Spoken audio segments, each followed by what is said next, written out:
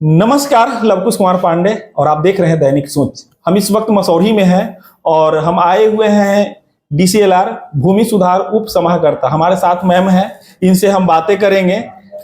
जो जमीन बिहार में जो सर्वे हो रहा है जमीन, उसके बारे में बातें करेंगे।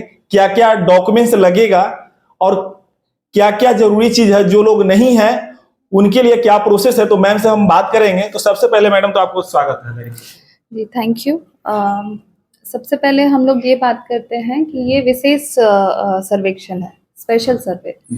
तो इसमें सबसे इम्पोर्टेंट है हमारे लिए एक्यूरेसी।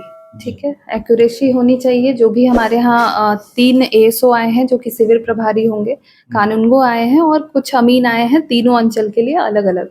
और जिसके लिए सारे अंचल में, तीनों अंचल में हमारे यहाँ शिविर का आयोजन किया जा रहा है। वर्तमान में अभी ग्राम सभा चल रहा है, जिसमें लोगों को सूचना दी जा रही है कि उनको कौन सा पेपर्स रखना है ज़मीन का, कौन सा दस्तावेज सबसे ज़्यादा महत्वपूर्ण है, क्या भरना है, क्या जैसे जो बाहर रह रहे हैं उनके लिए अलग प्रपत्र है, वो सब का इन्फॉर्मेशन दिया जा रहा है। फिर साथ में हम लोग देखते हैं कि अभी जैसे शिविर जो आयोजन हो रहा है, उनके लिए हम लोगों ने तीनों अंचल अधिकारी, तीनों प्रखंड विकास पदाधिकारी को सूचना दिया है या निर्देश दिया है कि आप लोग इनके लिए एक बैठने की जगह निर्धारित करें, सो दैट वहाँ पे जितने भी पब्लिक है उस जगह पे आके अपना जो भी शिकायत है या फिर जो भी समस्या है उसका निराकरण कर पाएँ। अभी हम लोगों को जैसे जो प्लान बनाने के लिए दिया गया था, तो उसमें मौजावार या हल्कावार 4 मौजा एक अमीन को दिया गया है सर्वे करने के लिए, ये विशेष सर्वे जो चल रहा है। और आज के डेट में अभी जैसे अभी वर्तमान में जो हम लोगों ने बात की कि जो शिविर प्रभारी हैं और जितने भी अमीन हैं, वो ग्राम सभा के माध्यम से सभी को सूचना दे रहे हैं। तो ये एक तरह से जो है प्री सर्वे एक्टिविटी चल रही है अभी। कुछ दिनों में जब ये कार्य कंप्लीट हो जाएगा तब हमारा सर्वे स्टार्ट होगा। तो इसमें हम लोगों को सबसे पहले ये जानना होगा, जैसे एक वेबसाइट है www.dlrs.gov.in सॉरी bih.nic.in।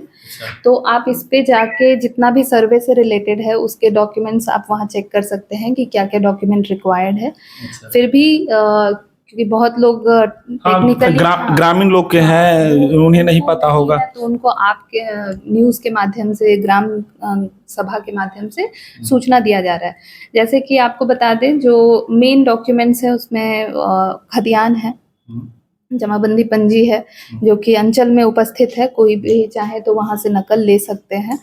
विक्रय विलेख है, सेल डीड जिसको बोलते हैं, वसीका जिसको बोलते हैं, बंटवारा नामा है या कोर्ट से वेरीफाई करके जो कोर्ट के द्वारा बंटवारा किया जाता है वो पेपर है, या फिर आपसी बंटवारा हुआ है तो रजिस्ट्री पेपर पे हुआ हो, ये सब डॉक्यूमेंट्स होने चाहिए। पास कुछ मैम बंटवारा होता है तो गांव में तो आप जानते ही हैं कि बंटवारा मौखिक बंटवारा होता है, तो उस सब बंटवारा के संबंध में फिर यही है कि खतियान जो होगा उनका, जिनके नाम से होगा, उनके नाम से वो सर्वे करवा ले और अपना बंटवारा फिर उसके बाद ऑनलाइन, जैसे अभी आज के डेट में सर्वे जो करवा लेंगे उसके बाद फिर बंटवारा करवाएंगे। बंटवारा तो उनको लेकिन करवाना ही होगा, एक पेपर तो उनको देना होगा।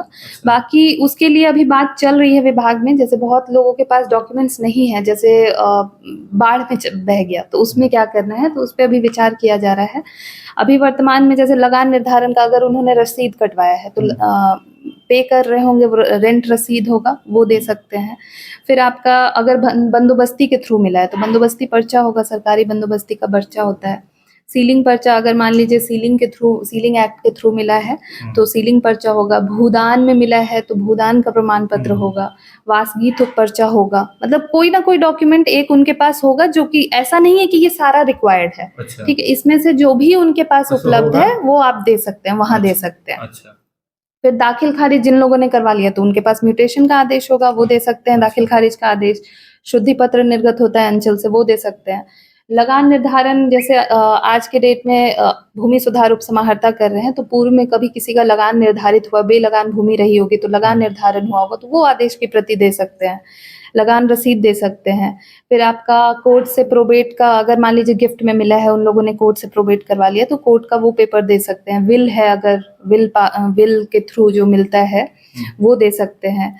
फिर अगर किसी मतलब पिता के नाम से है और उनकी मृत्यु हो गई, तो उनका मृत्यु प्रमाण पत्र संलग्न। अच्छा, एग्जाम्पल में एक हम समझना चाह रहे हैं मैम, अगर मान के चलिए हमारे जमीन जो है हमारे दादी के नाम से है और दादी हमारी मर गई 35 साल पहले, और जमीन बहुत दिनों से रसीद नहीं कट रहा है और बहुत पुराना है, लगभग 90 से नहीं कट रहा है, उस अथी में क्या होगा? उसमें आप खतियान दे सकते हैं ना, आपकी दादी के नाम से खतियान होगा। हाँ।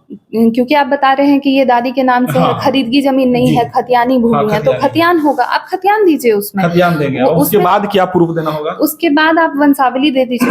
ठीक है, वंशावली प्रमाण पत्र जरूरी है कि आप उनके वंशज हैं, आपके अच्छा। पास कैसे है, आप उस लैंड पोजीशन सर्टिफिकेट अगर है, मान लीजिए अंचल ने निर्गत देहात किया। में तो बहुत सारे लोग जो है लैंड पोजीशन सर्टिफिकेट होता नहीं है। बिल्कुल नहीं होता है, लेकिन वैसे केसेस में आपके पास वंशावली है। अच्छा। आपस में आप अनापत्ति प्रमाण पत्र निर्गत कर देंगे। अच्छा। कि जैसे एफिडेविट लेके सबमिट कर सकते हैं। जैसे जो हम लोग बेसिकली म्यूटेशन वगैरह जब करवाते हैं, तो उस समय जो जो रिक्वायर्ड होता है हम लोगों को, वही सब डॉक्यूमेंट अभी रिक्वायर्ड है। तो जिनके पास जो डॉक्यूमेंट्स है अभी उतना ही देना है, ऐसा कुछ नया क्रिएट करने की जरूरत नहीं है। लेकिन हाँ, जिनका जमाबंदी कायम नहीं है ही नहीं कुछ, ठीक है, मान लीजिए पंजी 2 फट गया है, उनका जमाबंदी का आधार नहीं है, तो उनको आपको एडीएम सर के पास, मतलब एडीएम साहब को पावर है, अपर समाहर्ता महोदय वहाँ पे जमाबंदी ये करेंगे, जमाबंदी निर्धारित करेंगे।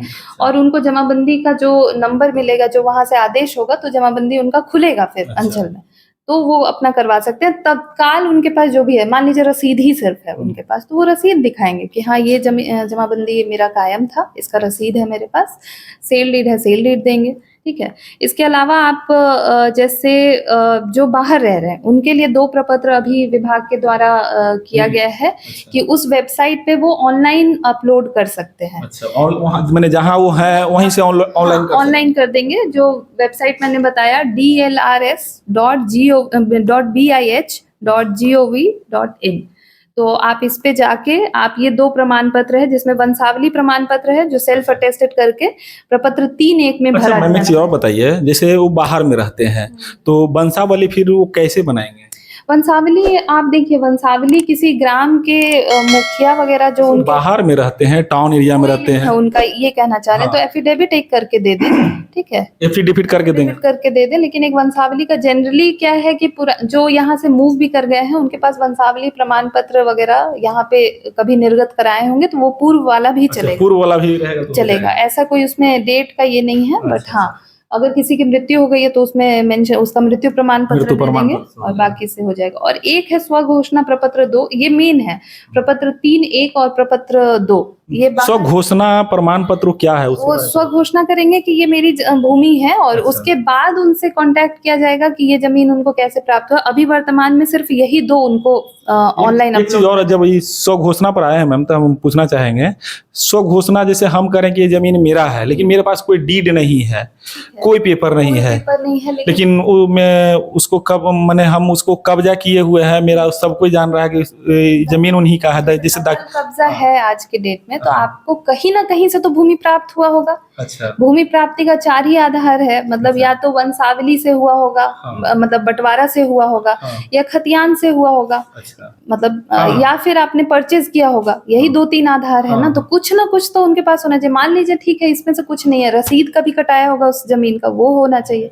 तो कोई एक साक्ष्य भी अभी चलेगा। बहुत सा ऐसा भी होता है, देहात में जाइएगा, ग्रामीण एरिया में जाइएगा, तो बहुत सा ऐसे लोग हैं जिनको रसीद नहीं है या डीड नहीं है, तो उस अवस्था में क्या करेंगे? नहीं, रसीद नहीं है, डीड नहीं है, लेकिन खतियान तो है ना सबका। पूर्व में सर्वे हुआ है, खतियान तो रहा होगा। अच्छा। खतियान तो बिल्कुल है। अगर पूर्व का कुछ मान लीजिए अंचल में नहीं है खतियान, तो जिला अभिलेखागार से खतियान निकाल के वही सबमिट कर सकते हैं। अच्छा, उसमें कोई ये नहीं है कि आपका मतलब अभी का ही डॉक्यूमेंट होना चाहिए। पूर्व में जो हमारा सर्वे हुआ है, जो भी पटना जिला में हुआ होगा, उस टाइम का खतियान होगा सारा, अभी राजस्व अभिलेखागार में है आज के डेट में, या फिर अंचल अभिलेखागार में है, तो जिनका अंचल में है वो अंचल से लेके दे दें, जिनका अंचल में नहीं है वो जिला राजस्व अभिलेखागार से दे दें। ठीक है। और अभी वर्तमान में ये जो जितना हमने बताया, ये प्रपत्र 1 से लेके 22 तक टोटल प्रपत्र है।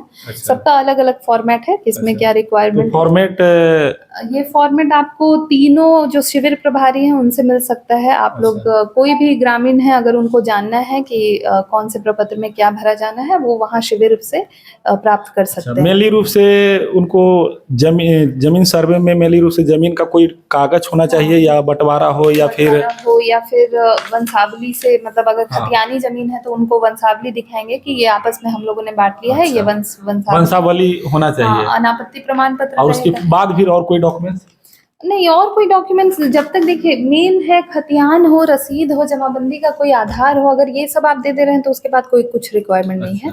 और ये आपको अभी जो वर्तमान में जो चल रहा है ग्राम सभा, जो तीनों शिविर प्रभारी काफी अच्छे से कर रहे हैं सारे पंचायत में जाके, तो उसमें आप लोग जाके सभी को ये सूचना दीजिए कि आप उस ग्राम सभा में भाग लें, और जितना जानना चाहते हैं, जो भी आपका क्वेरी है आप वहाँ पे पूछ सकते हैं, वो आप लोगों को बताएंगे। और 3 जो कैंप लगा है, वो उन तीनों कैंप, मतलब जो शिविर हम लोग जहाँ पे आयोजन करेंगे, वो तीनों जगह चिन्हित हो गया है। जैसे ही कैंप संचालित होने लगेगा, हम लोग आपको उसकी भी सूचना दे देंगे। तो जैसा कि आपने देखा कि से हम मैम के पास बैठे हुए थे, और अभी जो बिहार में जमीन सर्वे का जो कार्यक्रम चल रहा है, उसमें क्या क्या डॉक्यूमेंट्स की जरूरत है, क्या क्या आपके पास होना चाहिए। अच्छा, आधार कार्ड भी कोई चीज में मैंडेटरी है? नहीं, मैंडेटरी नहीं है। आप स्वेच्छा है, अगर कोई ग्रामीण देना चाहते हैं तो दें, लेकिन ऐसा कुछ मैंडेटरी नहीं है। मेनली रूप से खाली वही वंशावली होना चाहिए, जमीन का साक्ष्य होना चाहिए, भूमि का साक्ष्य आपके पास जो भी है, जो अगर फटा हुआ है। और हमको बताइए मैम, कुछ लोग ऐसे हैं जो जमीन बेच दिए हैं, और जैसे रजिस्टर 2 में उनका नाम चढ़ गया, और तो 1 में तो उनका नाम होगा, तो ऐसे भी तो कर सकते हैं कि वो 1 से निकाल करके वो अपना सर्वे। बिल्कुल कर सकते हैं, ऐसा जो भी आएगा। तो ऐसा नहीं है कि इन लोगों ने अगर सर्वे करवा लिया तो उन्हीं का नाम दर्ज हो जाएगा। हम लोग उसमें जो मैंने प्रपत्र 1 से 22 बताया, इसमें ऑब्जेक्शन का भी एक प्रपत्र है। जिसमें अगर किसी को आपत्ति है कि किसी ने उनके जमीन को अपने नाम पे सर्वे करवा लिया है, वो उसमें आपत्ति दर्ज करेंगे। वो आपत्ति निराकरण होने के उपरांत ही उसमें फाइनल सर्वे में आएगा। जो फाइनल सर्वे का रिकॉर्ड आएगा, जो अभिलेख बनेगा, रिकॉर्ड ऑफ राइट्स बनेगा, उसमें जब आपत्ति निराकरण हो जाएगा, अगर किसी ने आपत्ति दर्ज की है, उस आपत्ति को सुना जाएगा, उनका पक्ष सुना जाएगा, उसके बाद ही उसमें फाइनल। जैसे में हम वही कहे कि मसौरी में हम अभी जमीन ले लिए, कोर्ट एरिया में जमीन मेरा रजिस्टर 2 में हमारा नाम चढ़ गया, सब चीज फाइनल हो गया, लेकिन जो जमीन मालिक है, वो जमीन मालिक पहले वाला निकाल करके जो है रजिस्टर 1 से निकाल करके जो है वो अपना जमीन सर्वे करवा लिया, तो फिर तो कितना दिनों में फिर वो, मैंने कैसे हमको पता चलेगा कि वो चढ़ा लिया, मेरे नाम से सर्वे नहीं हुआ? ये जो सर्वे हो रहा है, इसके मतलब ऐसा थोड़ी है कि ये कोई प्राइवेट सर्वे हो रहा है, ये तो आम ही है। मतलब सब सूचना आपको पब्लिकली ही डिस्प्ले होगा। तो जैसे ही आपको दिखेगा, उसके जैसे प्रोविजनल लिस्ट आता है, वैसे ही प्रोविजनली जब ये दिया जाएगा, आप उसमें आपत्ति दर्ज कीजिए कि ये मैंने इनसे परचेज किया था, म्यूटेशन मैंने करवाया है, लेकिन पंजी 2 में दर्ज नहीं हुआ था किसी कारणवश, तो आप उसमें आपत्ति दर्ज कर सकते हैं। उसमें आप आपत्ति दर्ज कीजिए। अच्छा, हमें हाँ बिल्कुल, ठीक है। उसके बाद आपत्ति निराकरण होने के उपरांत उसमें सर्वे का फाइनल एक पब्लिश होगा। फिर वो जब गांव में जाएंगे तो सर्वे करने के लिए कौन जाएंगे?